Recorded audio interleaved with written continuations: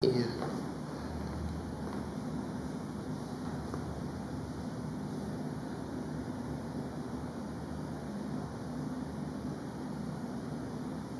And where is our screen?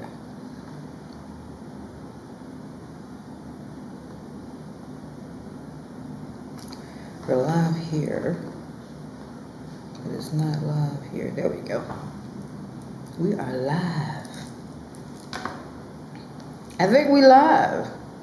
I don't know. Y'all tell us, are we live, y'all? Hello. Hey everyone, it is Kat and Amber. We are Wandering Soup as always, and we came to you live today because what's not? up, Wanderers? I forgot. Yeah, we got to speak. I always got to speak. But we came to you live today for a lot of reasons. Mainly because we always sharing our experience, and we figure a live sharing of this experience would help those who, may have some questions. And we're talking about getting a visa extension while you're actually in the country of Mexico, because we're in Mexico. Right. And you would only need to do that, obviously, if your visa is expiring, because you cannot have an expired visa in a country. It's a bad idea. You never want to do it. So that's the purpose of the extension. Right. So, as you know, in one of our last videos, we talked about how they're changing policies here, and the 180 automatic that everybody was getting at one point may not be so automatic. And so, some people get deported, some people are getting stopped, some people are getting held till their paperwork is, brought up front and they can see and verify, because a lot of people were not carrying their passports or their tourist FMM card to show how long they were legally allowed to be in the country. Right. And I want to start this off by saying that we are coming from a place of privilege. Absolutely. And we recognize that, right? Yeah. So don't, for anybody gets in the comments and go, well, at least you got to do it. We know that. Right. Because if you're in the States, and I mean, in the States, you have to go through a process as well, right, as we all know, if you're not a citizen. Right. Any country. Right. So this is just a process for Mexico. Right. Right. But some people think, some things are easier, and it is easier for certain countries, for certain people. So like when we got here, we didn't have to apply to get a visa to come into Mexico, right? We just got on a plane, landed, and we were given a 180-day visa, tourist visa, FMM card. That is not the case for people who are citizens of Mexico. If they want to go to the U.S., you have to actually apply for a visa. That can take anywhere from 2 to 8 weeks. You may be denied. You may be granted. It happens, right? We don't even have to worry about it being given to us unless, we don't have a valid passport, or there's some felony or some other things like that. But typically, you can get on a plane and come to Mexico, and it's not an issue. So again, we are coming from a place of privilege, and we are recognizing that. Right. It could be much worse. Right. Much harder for us. So we're grateful. Well, we are very grateful. We do have some people in the comments. We shouting out to everybody. Hey, D, Parker, Ashley, and Eric. Eric. I don't know why I say Jay. But yeah, we are doing good though, right? Hey, y'all.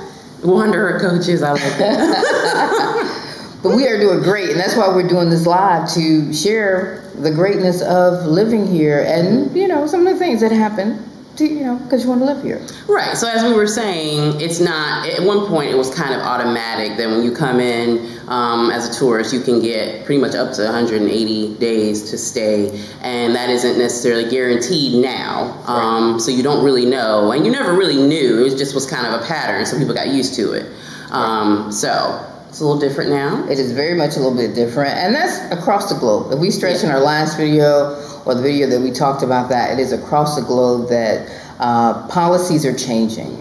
COVID gave the countries a chance to do a reset, if you will. When they lock countries down, they got a chance to look at policies and change things, and it happens. Right. Is this going to be what we see in 3 to 4 years? I don't honestly think so, but for right now, this is what we got to deal with. So, back to the topic at hand. I needed another visa. So before I even get into that, we are going to be doing a 4-year temporary residence visa. And we were actually going to be doing it this month because my 180-day visa was expiring. Amber's expires in a few more months because we've been going back to the U.S. at different times. She's been back more than I have. So this would have been upcoming on my third temporary visa for 180 days because we've been here a year. If you're a part of that 1 year live that we did. So with it coming up for expiring, we're going to go back to the States, do our 4 year, start the process there. We talked to our lawyer here. We were getting everything rolling. We actually had an appointment. We sent our paperwork in to our lawyer. She reviewed it, and she was like, you're coming up a little short. Right. So they may or may not have accepted. Right. Right. And it wasn't the income, because there's an income requirement. Each consulate in the U.S. has a different requirement. But it was really the letter, because we are both self-employed. The letter that some require from employers showing that you work there and this is how much money you've earned and things like that, it wasn't sufficient, right? And we were actually coming up until like the week that we were supposed to go back to the States and buy plane tickets. And plane tickets were like $1,700 for a round trip just to go to Houston and back. And we were like, we're not going to waste that much money on a possibility. We want it to be a guarantee. Because it's not a waste if it's a guarantee. It's an investment, right? In our 4 years that we'll be living in Mexico. So anyway. Right. But yeah. But we were up against a deadline because her visa was going to expire. So we had to make a decision very quickly. So that definitely factored into our decision. And we were like 8 days. I say $8. I'm sorry. Right. 7 to 8 days out. Right. Well, we would have to buy the ticket and get on the plane. And we just told the lawyer, halt that, and we'll go and do an extension, because you can do an extension in Mexico without leaving the country. Right. And thank you to Eric and Dee for the super chats. Ooh, you guys are awesome. We should answer a question. You go through customs and they give you a stamp for 180 days. Yes, normally you do. When you get into the country, they usually will write on your card 180 days, and that's how long you have. As I said before, it's not a guarantee. Right. They could give you less than that. Right. I haven't had that experience yet. I've always gotten 180 days, and I see Steve-O the Mad Titan said that you all just did your third visa run with no problem. So that's what's been happening, and it's been both ways. Yeah, it's been both ways. We've heard people that it hasn't happened. We've heard people that they've had no issues. We didn't want to be the one where it was an issue, if that makes any sense. Which is why I didn't fly back to the U.S. and get 180 days and come back. Because let's say I landed and they only gave me 15 days, then I would need to fly back in 15 days to do it again, right? Or you would have spent that money just to fly, then still have to do an extension maybe when you got back or something like, I would just go back and do another, or fly back to the States and get another one if I didn't know. Yeah. So, and let us know if there's any streaming issues and stuff like that, y'all. So, Steve, we looked at that, Steve. We thought about it. We were like, oh no, what happens? But I'm glad that your family got the opportunity to get your extensions with no issues. And the extension is for 180 days. Right. I mean, they wouldn't have got a new visa for 180 days. I'm sorry. No, someone asked how long is the extension for? Yeah, yes. 180 days. Right. Whew. So anyway, we did all that. We made a decision. It was a couple. We sat and we weighed the pros and cons. And we decided to go ahead and do the extension in country. We talked to our lawyer, and you can do it in country because and there's other countries that you can actually do one in country. Typically, you can or cannot. Some countries you get to leave. Some countries you actually can do it. In Mexico, you can. In the U.S., you actually can as well. But you got to do it before your current visa expires. You have to get a lawyer. There has to be a really good reason for your visa to be extended. So we did similar process here, except here in Mexico, your visa actually expire before you can actually get the new one. Anyway, all that to say, we took a trip up to Campeche. Yay! To get a new visa for me. Actually had been wanting to visit anyway, so it just was like, oh, okay. Maybe. We get a chance to leave town. Let's do it, right? Water. Because we haven't really been out too much. That's true. We haven't done a lot of traveling out of the city up until this point. We're both working. We got a kid in school, and we were adjusting. And when we first got here, it was COVID, so we were chilling. So this was like a bonus on top of a bonus, right? Anyway, so we did a 2-hour drive to Campeche. which is about 2 hours southwest of Merida, I believe it is. And it was beautiful drives. Only a couple of road like checkpoints or something like that. Straight shot, pretty much. We didn't have to do a whole lot of diverting. The roads are nice. You can see where like all the money goes for. It's on the highways. The road maintenance is great here. It's awesome. So I'm much love to Mexico in that regard. And then we got into some mountainous areas because Campeche does have mountains. So it was beautiful. Merida is very flat. So this was, beautiful trees, mountains. We were told that if you go to Campeche, all you basically need is the information, the forms that my lawyer filled out, and our passport, the expired FMM card. We go down there in a day, we get a new one and come back home. That is not what happened. That is not what happened. And it may happen for you if you decide to go to Campeche. It may happen in one day. I was not one of the fortunate ones. So we go there, and there's a 3-step process. We were told that. We were told it's a 3-step process. But it was a 3-step process that would occur in 2-hour block of one day. Right. Maybe 3 hours, right? So we get up early in the morning. We want to be the first people in line, which we were.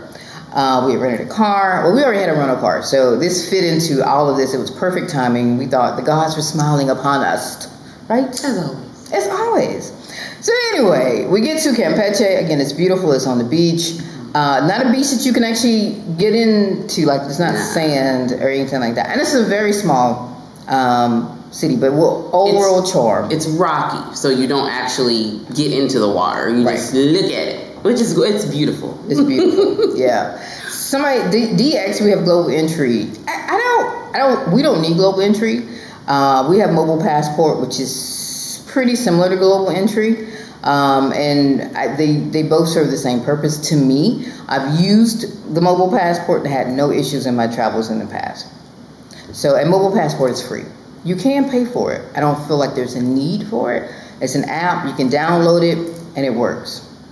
Back to the story. Hey, Lotus Living. Yes. So all that to say, we get to Campeche. It's 9:00 in the morning. We've been on the road a couple of hours. We have coffee. We've had a great conversation. We listened to some tunes. And we started the process. We handed in our paperwork that the lawyer had given us.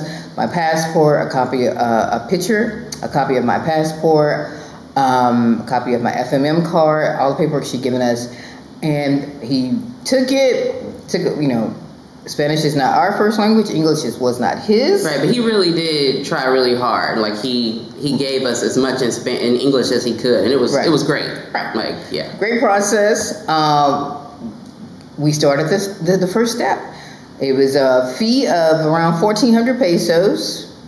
And then we had to take a form that he gave us with the banking information to a bank, stand in line, deposit the money, get a receipt, come back. And I thought, okay, this is a little cumbersome, but that's okay. It's life. We get back to the office, and he's like, okay, this is the first part. Come back tomorrow. Or actually, no, he said come back next week because it was a Friday we went on because we thought it was going to be a nice, leisurely drive on a Friday. And we get there, and like I said, it's about 11 o'clock at this point, 10, 11 o'clock. Right. And he said, come back on Tuesday because Monday was a holiday. We're like, come back? What you talking about? We're supposed to be done in an hour. Because we already planning lunch. We're going to go get some seafood, some fish on the water side. And we're going to head on back to Merida. This is going to be a great Friday drive. He's like, no, I'll see you on Tuesday. Mm-hmm. Quickly. Yes. Right. We were like... That's not what they said. We were looking at each other like... I was hot. I ain't gonna lie. I was 3rd day hot. But what can you do? That's the process. Because if I didn't want to go through the process, I would have got my butt on a plane and flew to the U.S. and hope and pray that I got that 180 like Steve and his wife did, or his family did, Steve-O. Woo, child. Anyway. So we fussed a little bit on the way back home. But we still went and got some fish. Oh yes. We still went and had a nice lunch. Oh, that was the best fish I've had in a really long time. Deep fried fish on the water, so beautiful good. view. We'll have video of that coming shortly, so you'll see Campeche. Again, small, very small city. But if you want to live in a small Mexican coastal town, think about Campeche. Yeah, it's cute. It's very really cute. It looks very like new and kind of Some parts of it. Yeah, some parts. The parts we were at, we didn't Right. get to the whole. But yeah, and there was churches. We were like, what? Churches ratchet. Churches. If you want some Yardbird, because they don't have a churches here, but they are getting one. Yes. And they don't have a Popeyes, which I really don't understand. But anyway, all that to say, we had to go back. Mm-hmm. And we were like, okay, it's part of the cost of doing business. So mind you, the 1,400 pesos and the gas and the car. Right. So we extended our rental one more week because we're actually supposed to be giving it back. And we went back for our second visit. And notice I said second visit. Second, number 2. And we paid 1,700 pesos for this portion. Did the same process, stand in line, go to the bank, and it was a little hot, a little warm, and we weren't the only people standing in line, so it's not a quick process. But bank was great. The guy was great. Yeah. And then we found out we got to come back again. 3 visits. Whew. He said, "See y'all again tomorrow." Tomorrow. He said tomorrow. Tomorrow. We were like, because technically we should have been, you had to live there. So, and hey. and if we lived there, obviously it wouldn't be an issue. No problem at all. We stayed in a hotel. We could have been fine. We would have done a 3-day trip, and I think that was our fight with each other, because we were like, we could have did a vacation, Right. any 3-day week. 3-day vacation in the middle of the week, had a great time in Campeche, went to churches, stood by the water, visited Centro. The Centro's gorgeous there. I think Centro there is what the Centro here wishes it could be. And then there's a lot of history there. There's forts, because they still have the fort standing from when there was the battle. Well, it's just long time ago. fort, just for security. I mean, if there's anybody coming in there, this was a fort. We actually saw one. So, right. yeah. Yes, and the museum. I mean, yeah, it was awesome. Beautiful. So anyway, we got that disappointment, and we went home again and planned a 3rd trip. And by this point, I'm again 38 hot. But hey, it is life, and we are committed to this, sorta. Because and I must say this: had I known it was going to be 3 trips, I would have just flew to the U.S. and taken my chances. So with all that being said, I talked to my lawyer. I was like, is there any way we can not have to do a 3rd trip? Can someone do it for me? Because I just don't have it in me at this point. We've missed 2 days of work. We have a kid in school. This is becoming very expensive and time consuming. It's not really the money, it's the time. We would have lost 3 whole days, 1 day each week. So she provided that service for us for the 3rd visit. And so I have my new passport and my FML card. And I'm good for another 180 days. All that to say, we're going to go ahead and next month, January, we're going to go ahead and get our 4-year visa. So we don't have to come up on this again. And there are easier ways to do this. We could have done it in Merida as well. I don't know if it would have been easier or not, since we haven't done it, can't say. So there were the options. But for us, we're not trying to even come across that issue again. Trying to go ahead and knock this out, nip it in the bud, set for 4 years. Right. And the reason why I think we're sharing this story is because for those who are thinking about it, right, we've acknowledged that the world is changing, right? Policies are changing, and we're just in the middle of it all. We don't know what it's going to be like on the other side and how long it's going to be till we get to that other side. It could be another 2 years. It could be 3 years. Who knows? In the meantime, though, we have to adapt and we have to adjust. If you are coming up on your visa and it's short and you're wondering what you should do, there are options. I personally would not do a 3-day run in Campeche again, not doing it the way we did it. Right. If you got 3 days to spare, go get a hotel room and chill out for 3 days. You will enjoy Campeche, so it won't be a loss. Yeah, absolutely. Yeah. You will pay altogether to get that extra 6 months in here legally, because I am here legally. It cost me $167 USD. And it was worth it. On the surface, I was quite happy to pay that. Even though I was quoted a little bit lower initially, I just think the fees have changed as well. But when you add in the time and things like that, I could have just went to Houston or Atlanta and went to go see my mom for Turkey Day and came back, right? And everything would have been great. Right. But it still would have cost me money. No. Either way, I'd have to pay a plane ticket. If I went to my mom's home, I would stay with her, and all that stuff. And I have to take her out to eat, so it cost me money. And you would definitely do shopping. If you're going to be there, you're going to shop. You're going to get the stuff you want. I mean, which that's something we need to do anyway. So we somehow could have kind of killed 3-4 birds with one stone. We would have. If we had just taken the flight. So right. So all that to say, again, we will be going in January to do our 4-year temporary residence visa. We'll be starting that process in January. We've talked to our lawyer. We're just waiting on dates to open up. And we are jumping in the pool because we don't want to go through this again. This is just too much stress. And the reason why we're doing January, like we just got the 6 month. Well, our kids are coming. Well, some of the kids are coming for Christmas, and so to have to take them back to the States. And so, with all that being said, January seems to be a good time to start the new year right with new energy. Yes. And a new visa residency. Right. With no issues. Right. Because Amber will be going back and forth to the States a lot because of the middle kid there and family and stuff. I'll go back once, maybe twice. But America scares me. And then we'll see what happens. So we want to be legal, and we want you to be legal, right? We don't want anyone to have any of these issues. We want you to come. We want you to be safe, and we want you to experience all that Merida has, or whatever city or state that you're in Mexico. We want you to be legal, though. Mm-hmm. That's what I'm really stressing on this video, is that we went through quite a few steps to become legal for me, and we want you to know the steps, but we also want you to just make sure that you're following those steps. You don't want any issues at all. Right, and along with that, it doesn't necessarily mean that you have to do the residency visa. It just means whatever you do it legally. Because if you're not sure yet about Merida or wherever you are in Mexico and you want to give it some time, don't put all that energy and effort and resources into trying to get a 4-year visa necessarily. Like, do the 6 months. If they give it to you, which they usually are. Yeah. If you're on your first trip here, you're gonna probably get the 180. Yeah. You may get it on your second one. That third, fourth, fifth, you might have some issues. So think about that. Right. But give yourself that time. I mean, that's a year. There's no need to rush when you have a year to figure it out. And the reason why I know Steve-O and his family got theirs on the third try is I had overstayed my second one because I got sick. I didn't have COVID, but I got extremely sick. And I think we talked about that in that video. You guys have probably seen that one too. And so I ended up overstaying of like about 7 days. Maybe a little bit more, maybe a little bit less. I'm not sure. So I didn't want to risk it because I was like, man, if they look at my history, I've already done an overstay, right?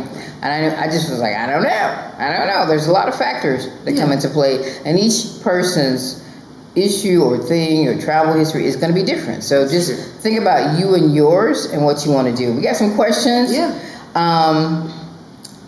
Who is your lawyer? We'll definitely give you that information if you shoot us an email at wanderingsoup@gmail.com, and it's WANDERING soup@gmail.com. We'll give you her information. And your visa is going to be expiring in February. You got time, Quentin. You got time. Will the lawyer be helping us? Yes. So she's doing the paperwork. She's doing the paperwork for us. She's setting our appointment, and she's here. So when we go to the U.S., to the consulate we're going to choose, we get back to Mexico, because it's a 2-part process. You go to the U.S. to get the paperwork for America to approve it, basically. Then you got to come back to Mexico, and then they have to give you the actual card. So you have 30 days once you land back in Mexico to finish up your 4-year temporary residence. And our lawyer is going to walk us through that second part of the process. Yeah. And once we do it, of course, we're going to share everything. So no worries there. Yeah, we highly recommend having someone to help. Someone who is a fluent Spanish speaker, preferably. Right. Yeah. And people do it by themselves. Don't get me wrong. We just not. Right. And neither one of us are fluent either. So I'm just not comfortable. It doesn't interest me to do it by myself. There are people who are experts for a reason. I am one of those people who believes in going to an expert, paying extra money, taking the stress and strainer off. We did go to an expert for this process. They changed the process, and the city have the option to do that. The country has the option of doing that. Mm-hmm. We just got caught. Person who went the day before us may have went in and got it done in 3-4 hours, right? It's just the luck of the draw. And she told us this after the fact. I wish she had mentioned it before the fact, but everybody had been saying it was a quick process. So she wasn't the only person whose thought was, and she said, well, basically, they went back and started doing it the long route again. Right. Maybe because a lot of people were doing the extensions, and they were like, we want to put a stumbling block, and that's fine too. I have no problem with that. Yeah, we would have loved if we could have taken advantage of the residency program that allowed you to do everything in Mexico and not leave the country. Right. We weren't eligible for that. Some people are looking at you, Diane. Go ahead, girl. But anyway, Dana. No, Diane too. Diane did hers out the country. Oh, my bad. Sorry. And Mike, shout out. Well, still, she got hers done. Right. So what Amber's talking about is Mexico did this new 4-year residency thing that you could pay for in country, but you had to have been in the Mexico before 2019. Mm-hmm. Basically, visited any time before 2019. It was showing on your current passport. And if so, then you could apply in country, get your 4-year residence. You have to pay for it though. So the residency visa in the U.S. is actually application fee only. So it's about $40-50 versus if you do it in the country of Mexico, you're looking at around $1,000 plus your lawyer fees. And again, it's relative because once you buy a plane ticket, get a hotel, all those fees, you're looking at a G. Easy. Yeah. So to me, it was cheaper. But we're going to be paying the money because we don't qualify. We came here in 2020 and not 2019. So if you've been here on a vacation and you came here on a cruise boat, you came here anyway in Mexico 2019 and earlier, look into that program. Yeah. It don't work for us, and I don't want to hear about it from you. Yes, I'm jealous. And I'm honest, right? So anyway, that is what happened to us, right? Yeah. It's beautiful here in Mexico right now, y'all. We are in our winter, fall, 80s during the day, 60s at night. This is the Merida that we fell in love with when we came here last year around this time. This would be like our first month in Mexico. We were in taco heaven. We have moved past that now. It's still heaven. But I'm over the tacos. And priority focus, Campeche is really cool. If you definitely got to get there. Yeah, but don't go for the beach. Go for the small town living. And the food. And the fish. It was good. It was good. I don't know if we chose the best place. We chose it because it was on the waterfront and the breeze was beautiful. We had great service. There was hardly anybody there, but they did have a live band at one point or a live singer. It was really loud, but it was great. It was a great experience. And Campeche is beautiful. Just really go, but don't go for the beach because you won't get it. But there are quite a few people that are moving to Campeche as well. From what I've heard, there's a Campeche expat group. So if you want a small town living in Mexico, but close, because I think they have an airport there as well. I don't know. Mm-hmm. You probably had to get on like a little putt plane to get to a bigger city. But, that's what you want to do. Consider Campeche. Yeah. That is our story. Any other questions in the chat? Let's take a look. Yes, tacos. And always tacos, D, always. Yeah, always. And again, thank you to Eric and Dee for the extra love. Yes. The little financial love. Because, a taco. Thank you. A taco. And coffee. Yeah, it's been a great experience. Mm-hmm. So, all in all, this is probably like the only bump that we've had in our road here. That's true. Yeah, it's been a significant thing. We're starting to look for our new home. We'll be starting that next month. You guys, we'll take you along on the ride for that. Mm-hmm. We have decided to be adults and go unfurnished. Ooh. Putting it all out there. Yes. So if you know of a good unfurnished home in Merida, throw it our way. Hook us up. We got a realtor, but you never know. We looking at all neighborhoods. Almost all. We love Santiago. She's already told me that there's certain neighborhoods I can't. Because we can't afford it. So. As I've stressed more than once, Mexico is cheapish, but it ain't cheap. And there are some very expensive neighborhoods and homes here. There's some rich people in Mexico, baby. Y'all better recognize. Do not come here with that stuff America has forced on us, y'all, because they lied. They totally lied. Don't get me wrong. There are some poor people here. There's a huge middle class here, and there are some very, very, very, very wealthy folks. Indeed. So don't get twisted. Don't get to thinking you ain't gonna pay for what you want and what you think you deserve. You can get it, but it ain't gonna be cheap. And That's very so true. once you accept that commandment, that Mexico Bible, you'll be fine, right? Speaking of that, we've been over here debating about things like blankets and towels and how expensive they are and how we have to have just those types of things that we want a certain quality. You are going to pay for it for sure. And they just opened up a IKEA in Mexico City, but they don't even ship here. Yeah, we can't. They don't ship to Merida. So now I gotta go to Mexico City to get some nice sheets and towels because I want a bath sheet. That's what we gotta do. You ever had a bath sheet, y'all? You've never lived until you had a bath sheet. Not a bath towel, but a bath sheet. Get you one. You'll thank me. Especially you plus size folks like me. Baby, them little towels don't work. They don't dry everything on the first sweep. The bath sheet, you good to go. Get you a bath sheet. Did she teach him about Bath sheets. Okay. Look, Google it. But anyway, we are doing the thing. Mexico, Merida is going to be home at least for the next year or two. As we take our son through school, and as we go along the process, we'll take you with us as always, right? So thank y'all for hanging with us. Yeah, this has been fun as always. It's a better live stream this time than the last time. And we've been going a long time. Oh, I know it was 30 minutes. Let's go. All right, y'all. It's time to hang it up. I ain't mean talk that long. Enjoy y'all Sunday. Peace and love, y'all.